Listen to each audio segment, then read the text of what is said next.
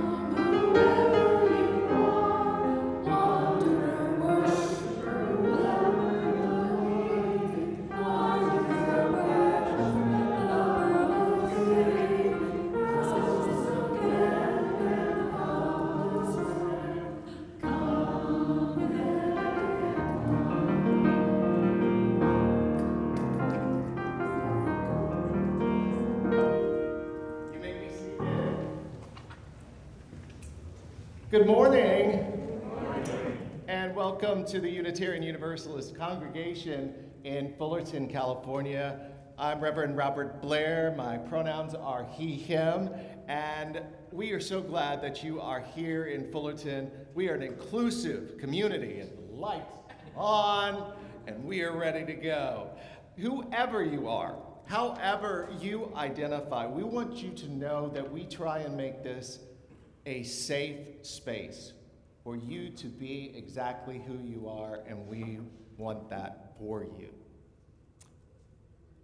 So, we're glad you're here. Tomorrow is Indigenous Peoples Day, and on that note, UUCF acknowledges that this land is situated in the original ancestral homelands of the Ahachiman, the Kizh, and the Tongva peoples.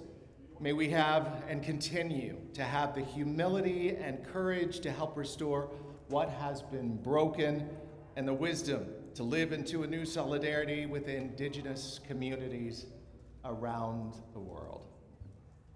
Before we begin our service, a couple of announcements. Board meeting tomorrow at 7 o'clock. If you would like to attend, anyone is welcome to attend. It'll be a hybrid service. Or a hybrid meeting. Don't know where the information is on the hybrid meeting, but we can get that to you if you would like to come. So see Mary or myself or Patrick in the back. We can get you the link if you would like to be there. The new to UUCF lunch has been postponed. We will have a new date for that coming up soon. Guided meditation held in the choir room at 1 p.m. today, led by Patrick. Tasty Tuesday celebrates Oktoberfest on the 28th. So get in the Halloween moment. Talk to Linda Duarte Wolf about that information. And yeah, it'll be fun. Oktoberfest is always fun. Debbie Langenbacher will be handing out the last few UU the Vote postcards after the service. Remember, we are coming up on a very important election on November 4th. So we ask you to fill that out. If you have any questions, you can see Debbie for that. Social Action Committee encourages us to attend the Fullerton City Council meeting on October 21st at 5:30 as the council considers assisting immigrant families living in fear of ICE raids. Next week, I will be on vacation, leaving on Saturday of next week. So normal office hours this week. If you'd like to talk, need someone to listen, just email me or call me, and we can get you scheduled on Tuesday. And then next week, Pastor Mandy will be filling in from First Christian Church, and she will be bringing a wonderful message, as she always does. Our caring listener for this week is Ellie Searle. You can speak with her after the service, and if you have any concerns or would simply like someone to talk to, and trust that what you share is confidential. We'll be sharing our joys and sorrows a little later in the service, so if you're in the sanctuary and you would like to share, of course, the pink slips, I hate saying pink slips, but they are pink slips. They're good pink slips. They're communicative pink slips. You can fill those out in the back up to a time for all ages. Those of you who are watching on Facebook or Zoom, you can also get in your joys and concerns by texting in the comment section. And now, 1 to 2 minutes, say hi to your neighbors.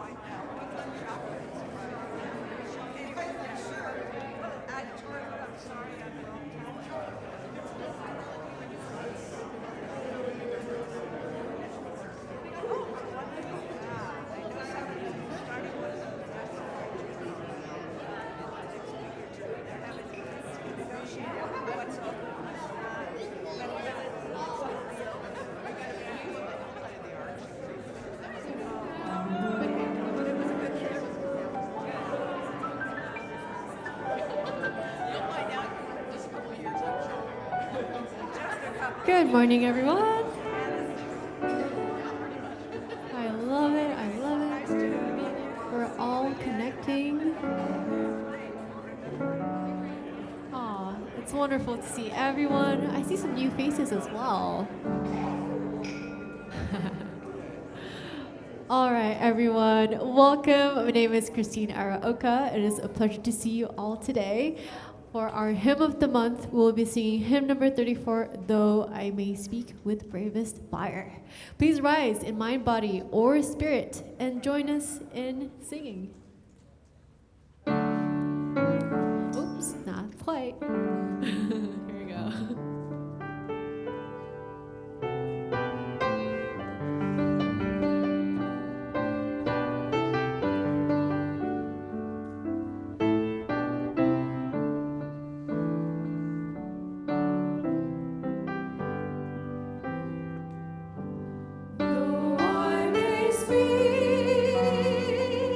With bravest fire, and how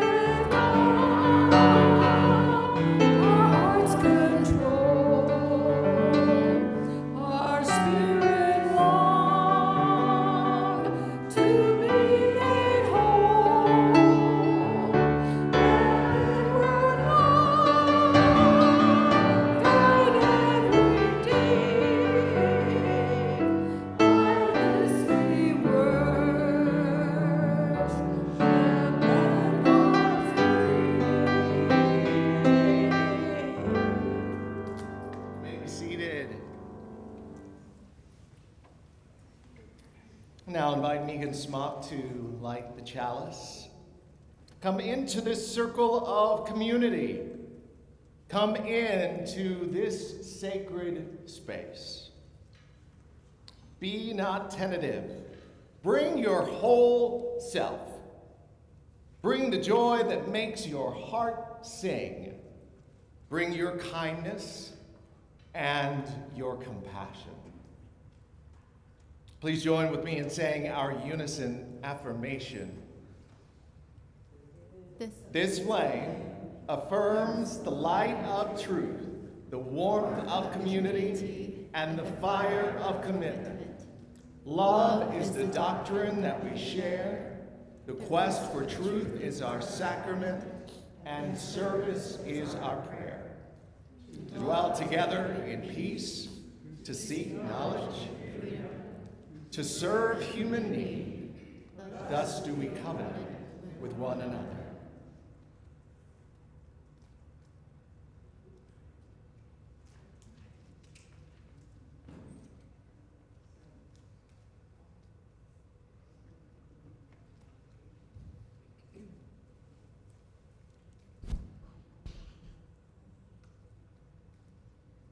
Good morning, I'm Megan Smock, your worship associate today. It is our custom to provide donations of non-perishable food and personal care items for Pathways of Hope, a local food bank. The children will collect the donations placed at the end of the rows as they come forward for Time for All Ages.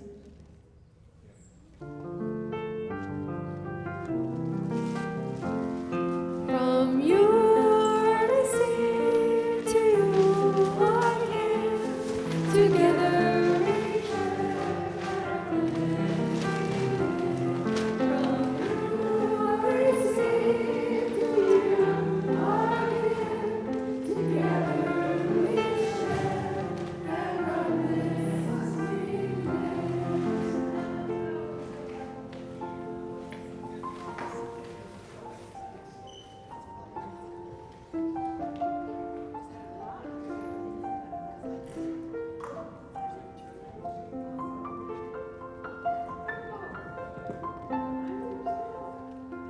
Oh my goodness, it's turtle time up here.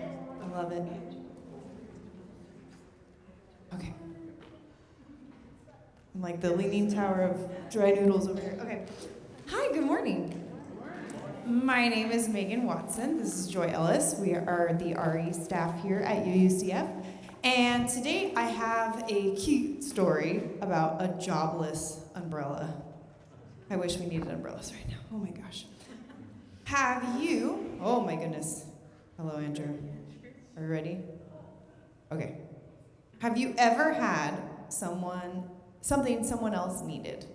Maybe a snack or a toy, even a kind word, but you weren't sure whether to share it with them?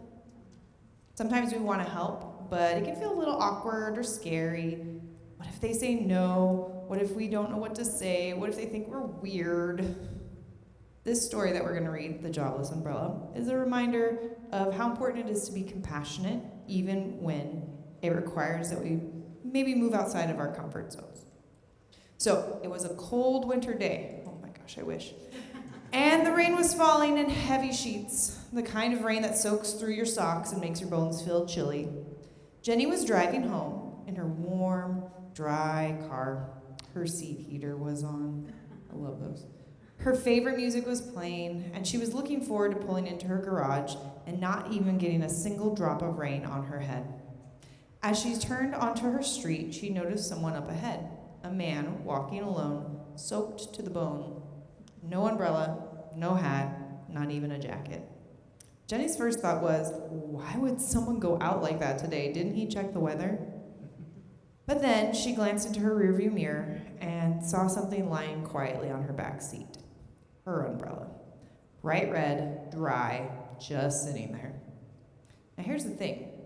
Jenny didn't need the umbrella that day. She had left a warm garage and was heading to a covered parking lot. She was never even going to be in the rain. But something inside her heart said, you have something this person needs.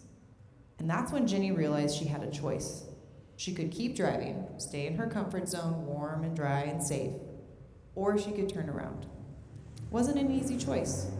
She had to do a U-turn in the rain. She had to roll down her window. She had to reach out to a stranger. And yes, it made her nervous, but she took a deep breath and turned the car around. She pulled up beside the man, rolled down the window, and said, "Hey, mister, I have something for you." Then she held out the red umbrella. The man looked stunned. He took it gently and said, "Thank you." That evening, Jenny couldn't stop smiling. When she told her friend about it, she said, "I thought I was doing him a favor, but actually, I think he and his troubles did me a favor. He reminded me that I am brave and can make a difference, even a small one." What I love about that story is how it reminds us that sometimes being a compassionate person means stepping out of our comfort zone, doing something a little scary or unfamiliar. And it also reminds us that this discomfort is worth it, as it gives us a gift, the gift of growing into our best, most compassionate selves. So let's all keep making those brave U-turns, except for you guys who don't drive yet. Let's head off to our classes, friends. Oh, wait, I had something else to say.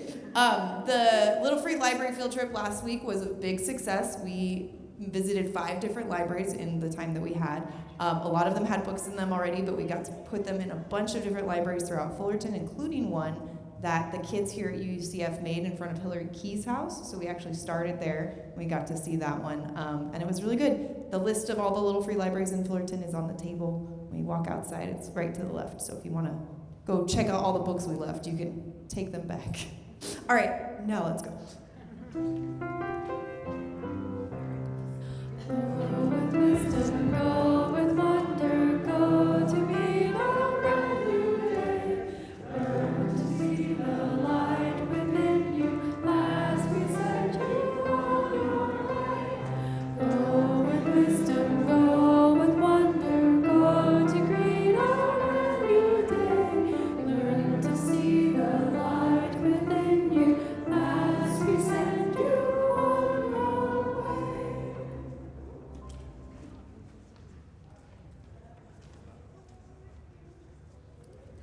It is now time for our joys, our concerns, and our sorrows.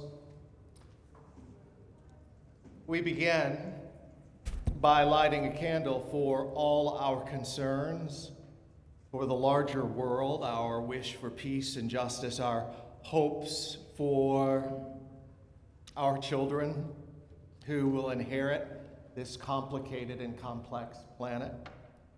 May this candle represent all these wishes and calls to action that are more than we can articulate in this space. Pastoral concern. Obviously, this weekend has been really difficult, with a lot of people losing their jobs, with the CDC pretty much decimated. We are in difficult places, but we also have each other, and we have this community. And in the next month, in November, I want you to share about this community to just one friend. Invite them to come in November. That is the way that people come to worship and come to find out, is they get invited. 80%. We can scream at the end of the block how wonderful this place is, but inviting people really makes a difference. And that actually goes into another joy. And that joy is from Ramon Gallegos. Saw the new website and it looks phenomenal. Can't wait to share it with family and friends. It is really, really pretty and gorgeous and wonderful, and Mary and the team have done a wonderful job. If you haven't had a chance to look at it, it's uufullerton.org. Obviously, this is a work in progress, so if you see anything that you think needs to be updated, anything missing, obviously just let the team know, let Mary know. Also, a concern from Shelby up in Northern California. She is with her mom, still at UCSF. So we want to send her love and good wishes and positive energy as she is with her mom in the hospital. She's able to work up there, thank goodness. So she gets to work while she's there and not have to take off. So just keep her in your hearts.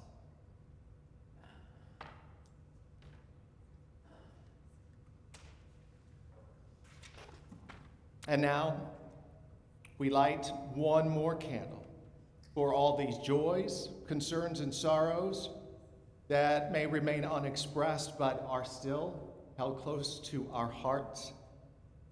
And now please join me in saying the affirmation.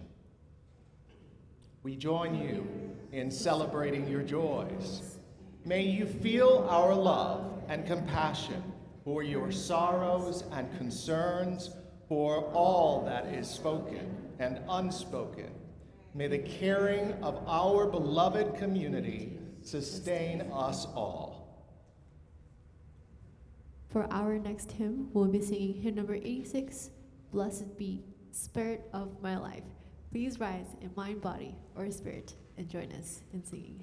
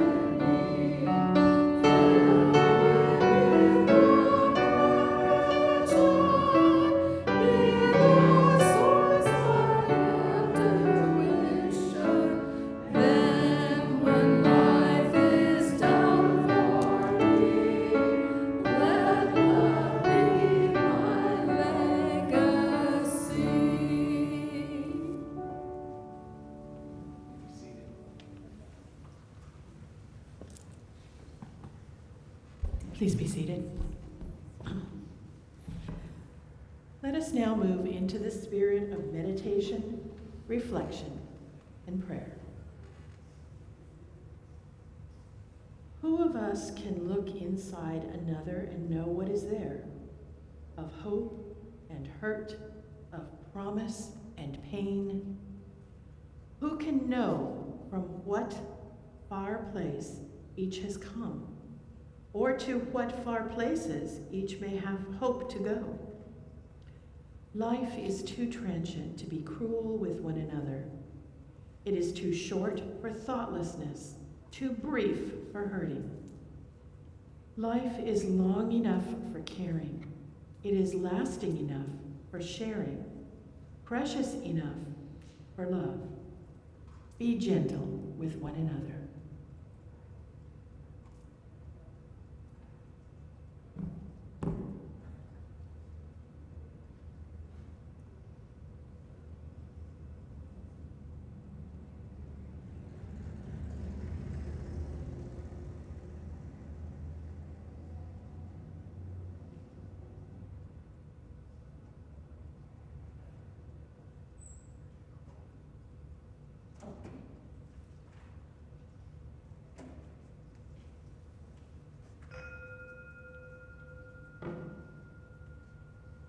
A moment of silence.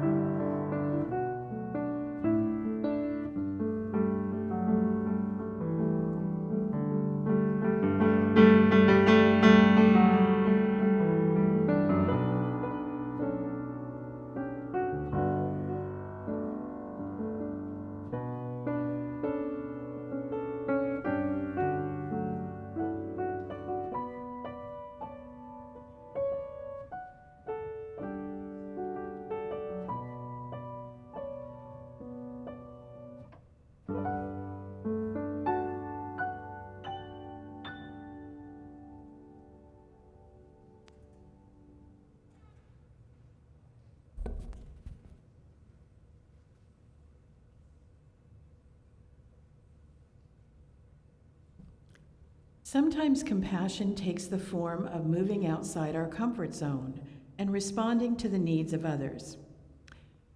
Since last week we celebrated Doris Dressler Clark's receiving the Clara Barton Award, I'd like to tell you a little bit about Clara. She and I have actually had a relationship. I went to Clara Barton Elementary School. And for about 10 years, I was a volunteer for the American Red Cross in disaster services. So Clara and I are old friends.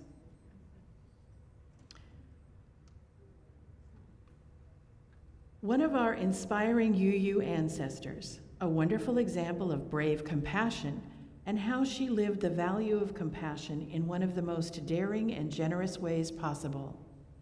She put her life at risk to help others who were suffering. Clara's family were Universalists. At church, Clara learned a very important truth. Every person has worth and is worthy of care. That idea stayed in her heart. Now, Clara was shy, but when her older brother David was badly hurt in a barn accident, Clara stepped out of her comfort zone. She begged to be his nurse, even though she had never done it before. Clara realized that compassion often means doing something that scares you because someone needs you. As Clara grew up, she kept practicing this kind of compassion. She became a teacher, started a free public school where all children could learn, boys, girls, rich, poor. It was hard work, and some people didn't like her ideas, but Clara stood firm. She was learning that compassion means being brave enough to share what you know and believe, even when others disagree. Then came the Civil War. Clara saw that wounded soldiers were not being cared for. Many were cold, hungry, or dying alone. Clara loaded up a wagon full of supplies and went right to the battlefield. She cooked, she cleaned wounds, she sat beside the dying, even when bullets were flying and she was scared. Clara knew compassion doesn't always feel easy or safe. Sometimes it's about showing up when others need you the most. After the war, Clara helped families find missing soldiers. She traveled to Europe where she learned about the Red Cross. She brought the idea to America and helped start the American Red Cross, an organization that helps people in need. Clara Barton shows us that compassion is more than just a feeling sorry for someone. It means moving, giving, showing up, even when it is scary.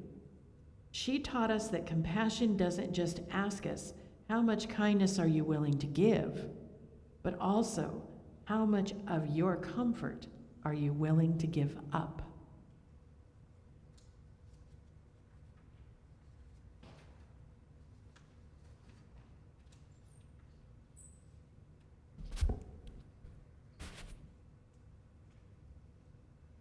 Our Soul Matters theme for October is on compassion.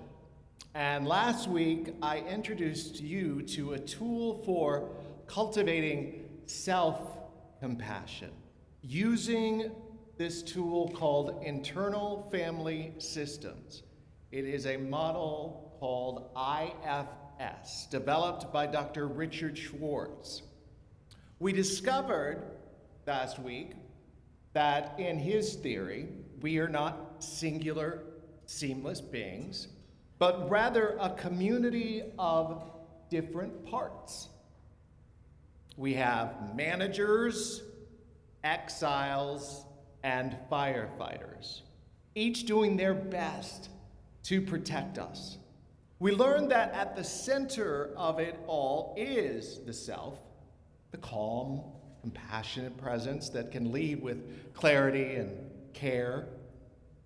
And we ended with the reminder that cultivating compassion begins with ourselves as we meet our own parts with curiosity rather than judgment and shame. We've all been there, right? With care instead of criticism. Now, if you missed last week, I encourage you to watch on Facebook or on YouTube. Also going to attach my sermon notes on a link in Facebook in the service area so that you can look back at what we've learned in the past 2 weeks. And today's going to be a little different because you're going to turn to someone to your left or right and work on a compassion exercise, okay? So this week, we move outward. Last week we did self-compassion. Now it is beyond the self. What happens when the compassion we practice inwardly begins to shape how we see others? To let you know, it gives us a lot more grace to give and mercy to give. What happens when IFS is not only a framework for therapy, but a spiritual discipline that reshapes our communities, our relationships, even our pursuit of justice. So, we're moving from self-compassion towards compassion for others. And this isn't the easy stuff, right? The compassion for the people that we like and love. It's the people who we don't like, but love. Let's begin with a brief review. So we carry last week's insights into this week. IFS proposes that the mind is naturally multiple. There are 3 main parts we encounter: the managers, the exiles, and the firefighters. And they are not mistakes. They are protective parts of ourselves developed over time to help us survive. I call mine the board of directors that gets a little too loud sometimes. But we have, speaking of board of directors, managers. They plan, control, anticipate. They want to keep us safe before danger happens. Exiles hold our deepest wounds, often painful memories or emotions or trauma that we would rather avoid. Then we have the firefighters. They rush in when the exiles, their pain breaks through, distracting or numbing us, sometimes through self-defeating behaviors like drinking or drugs. The self in IFS terms is the calm, compassionate center characterized by what Dr. Schwartz calls the 8 C's. Calm, curiosity, compassion, clarity, confidence, creativity, courage, and connectedness. Notice criticism is not in there. The work of IFS is to help the self lead, to notice our parts, to hear their protective intent, and to offer compassion. So that they can soften, relax, and even transform. So you ready to practice a little, okay? Let's ground this in a brief reflection. If you wish, you can close your eyes. Be aware of your breath. It comes in cool and exits with warmth. Invite you to bring to mind a recent moment when you felt upset or frustrated. Let's not go to trauma, okay? Just something that maybe frustrated you. Perhaps frustrated with yourself, anxious about a task, or hurt by a comment. Now ask yourself, which part of me is most active? Was it the critic, the worrier, the part that wanted to disappear? Now, from a stance of self-calm, compassion, and curiosity, turn toward that part and ask, what are you trying to protect me from? Listen gently.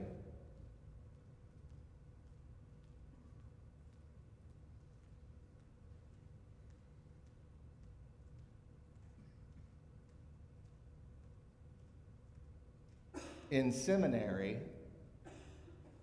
our professor, Dr. Frank Rogers, would ask and help us locate it where it was in our bodies.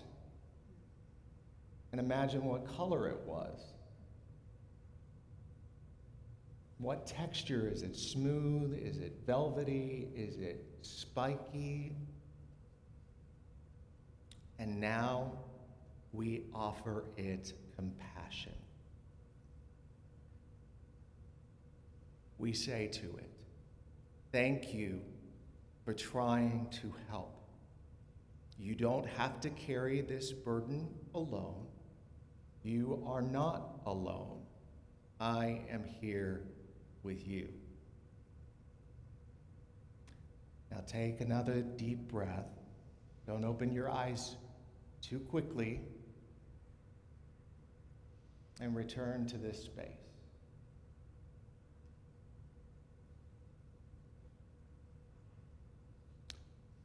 Even in such a brief practice, in the past, I've seen people notice something remarkable. Our parts are not villains.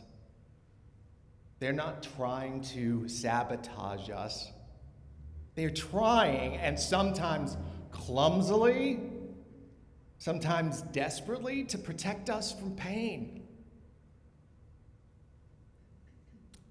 And when we don't get angry at these parts, but try to understand them, that recognition can change the whole outlook in our inner life.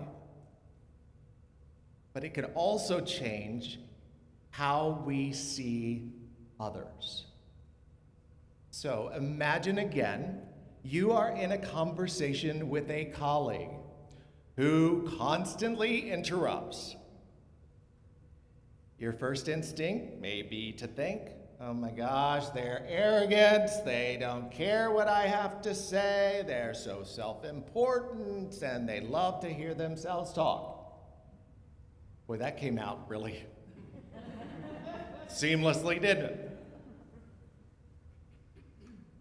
But if you pause and remember this IFS perspective, you might wonder, which part of them is showing up right now? What pain might this part be protecting?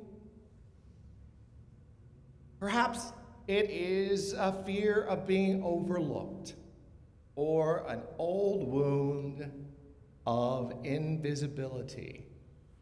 Maybe it's a mommy or a daddy wound. Or let's imagine a neighbor who consistently avoids social gatherings. It might be tempting to label them as unfriendly or cold or assume they don't like me. But what if we asked instead, what protective part is at work within them right now? Perhaps it's a part that fears rejection. One that learned long ago that closeness or intimacy or vulnerability brings too much risk. I want to make this clear. To see people through this lens does not mean excusing harmful behavior. Boundaries, boundaries, boundaries remain important. But it does invite a stance of curiosity rather than judgment. It brings compassion rather than condemnation. So, we're going to do something you've probably never done in a service. I want you to get close to one other person. Go ahead, that's fine. If you need to move a little, that's fine.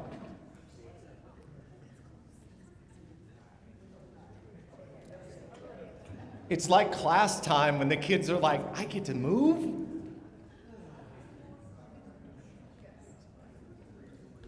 Okay. This is a practice of seeing parts and extending compassion to another person. So, turn to your neighbor, or if you are not comfortable with doing this with another person, you can do it by yourself. I'm going to give you about 1 minute to share. Now, here's the prompt. It's really simple. Name one part of yourself that shows up often in your daily life. Is it the critic? Is it the manager? Is it the exile? Right?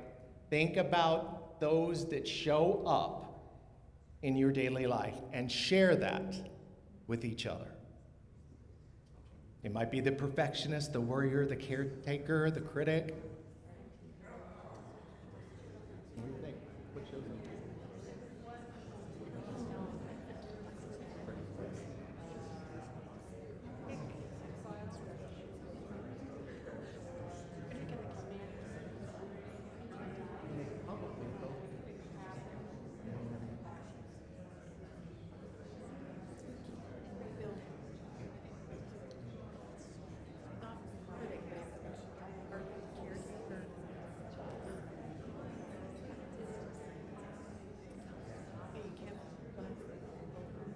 Yeah, okay.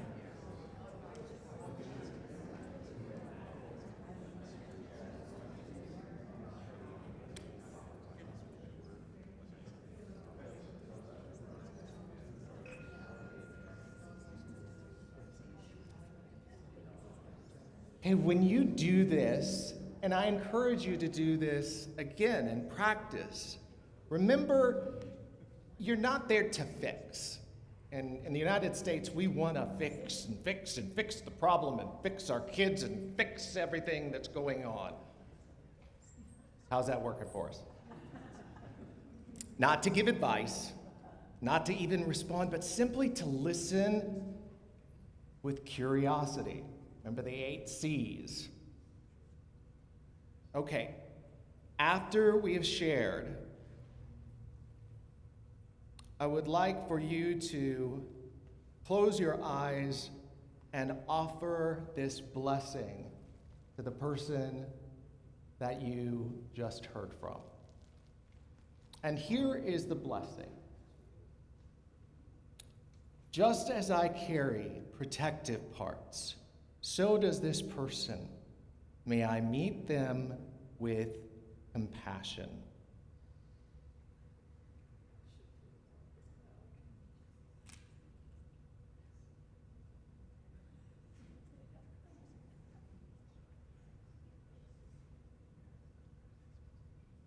Now, let us hold silence together and offer compassion silently, recognizing their humanity, their complexity, their parts.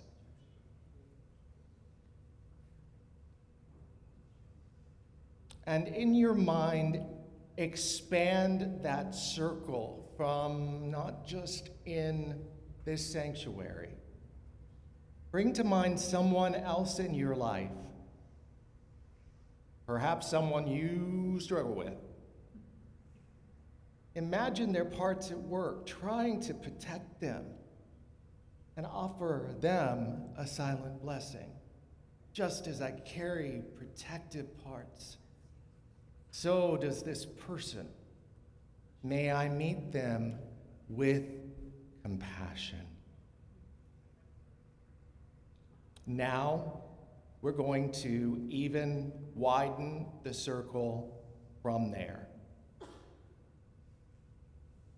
to the larger human family, to those near and far, those who we love, those who we struggle to love. And our blessing there is, may all find healing for their parts. May all be met with compassion. You've closed your eyes, you may open them. I see some people holding their chest, trying to feel that part, right? Wonderful. Why does this matter? Well, what we did here is not just a therapeutic exercise, it is a spiritual discipline. In Unitarian Universalism, we affirm the inherent worth and dignity of every person. That means every person. IFS helps us to live that principle in practice, and practice is hard. It reminds us that every action, however frustrating, arises from a complex inner family of parts. And when we pause to see that, we can respond not with contempt, but again with curiosity, not with exile, but with compassion. Megan and I were just sharing with each other, and we both had this caretaker and the critic that often work together, and they sometimes fight, right? But both of them, as we shared, care. They're protecting us. And so our part is to not demonize these parts of ourselves, to handle them with care and compassion. When we do that for ourselves, the whole world can open up, and we can do that for others. Imagine our congregation if we used this practice consistently. I mean, conflicts still arise. We're imperfect people. You've got an imperfect minister up here. Conflicts will arise, they always do, but we would ask different questions from a different perspective. Not what is wrong with this person, but which part of them is trying to protect them. And how might I respond in a way that does not inflame the system? Again, this changes the angle, it changes the perspective, it changes where we go forward. And does it with compassion. Imagine extending this lens outward to our society in groups of people, oppressed groups. Entire communities carry wounds, and entire communities develop protective parts, defensiveness, anger, withdrawal. What would it mean to see these not as moral failings and judgments, but as strategies born of pain? What new doors to compassion and justice might open? Let me share an example. A high school teacher, not that I would know of any, once struggled with a student who disrupted class every day. He shouted, walked out, picked fights, and at first the teacher saw him only as a problem to be solved. Now fix him. But through this training and trauma-informed training, which often parallels IFS, but go to someone with a degree in that, the teacher learned to ask, what is this behavior protecting? Over time, she discovered that the boy's outbursts were that firefighter part, guarding an exile, a profound loneliness after years of instability in foster care. When she shifted her stance from judgment to compassion, the relationship changed. The student still had struggles, but gradually he softened. He began to trust that he was not only seen as a problem, but as a whole person. This is the ripple effect of compassion.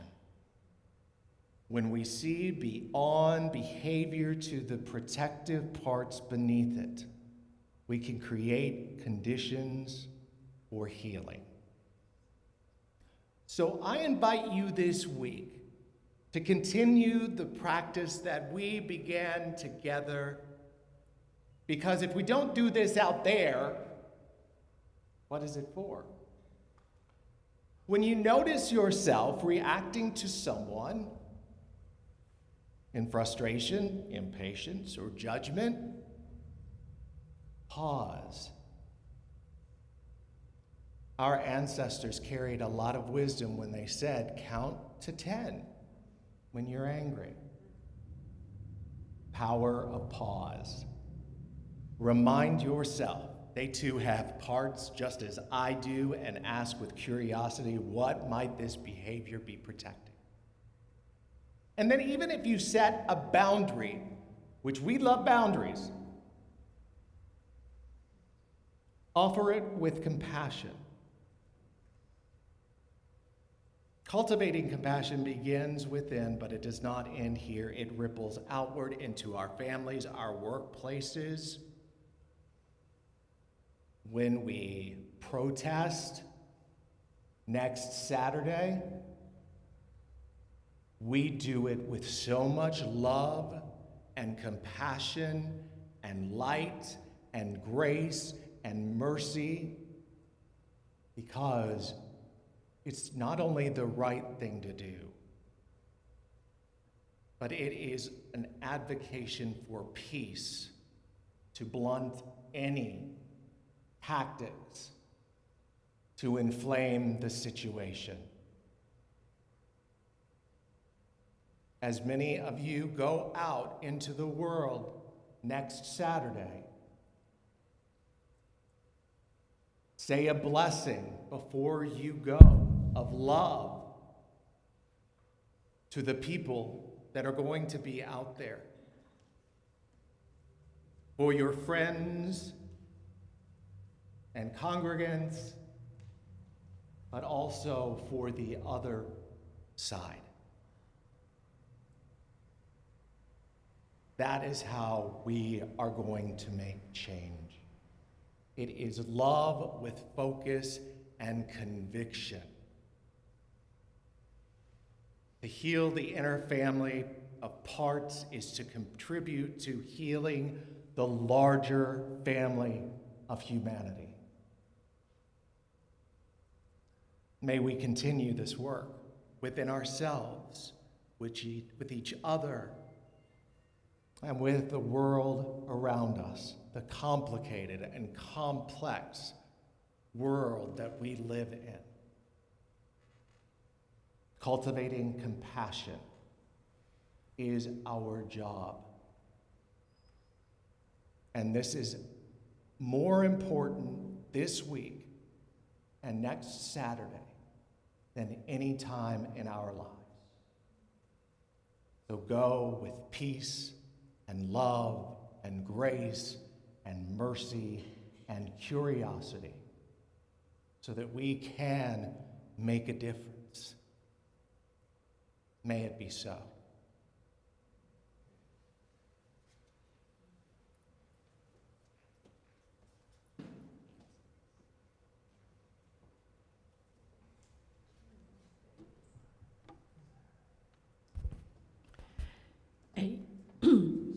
At UUCF, we embrace the possibility of a world filled with peace, acceptance, justice, love, and joy. By your financial commitment, we help this congregation make these possibilities real in a challenging world. A basket is being brought around the sanctuary, and there are payment options on the screens. We thank you for your commitment and generosity.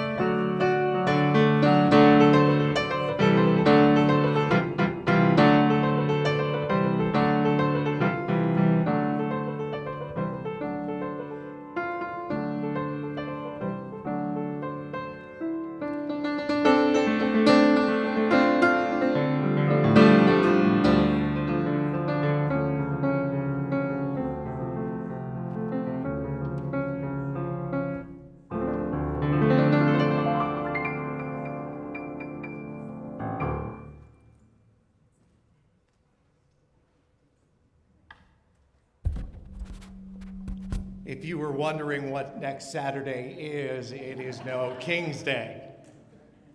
Just wanted to throw that in.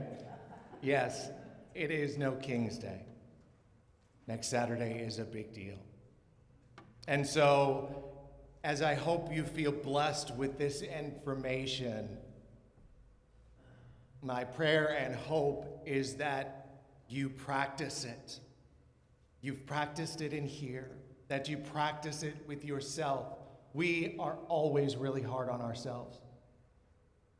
Our number one enemy sometimes seems to be that caretaker.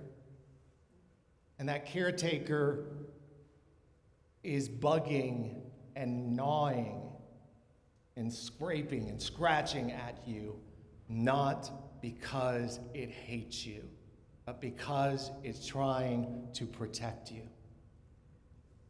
With that change in perspective, go now into the world and use this tool to bless others and to make the changes we need for a better country and a better world. We now, with Megan's help,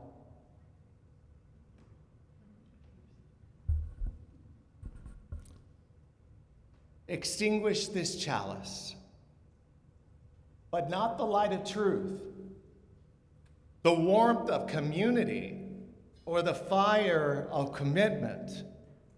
These we carry in our hearts wherever we may go.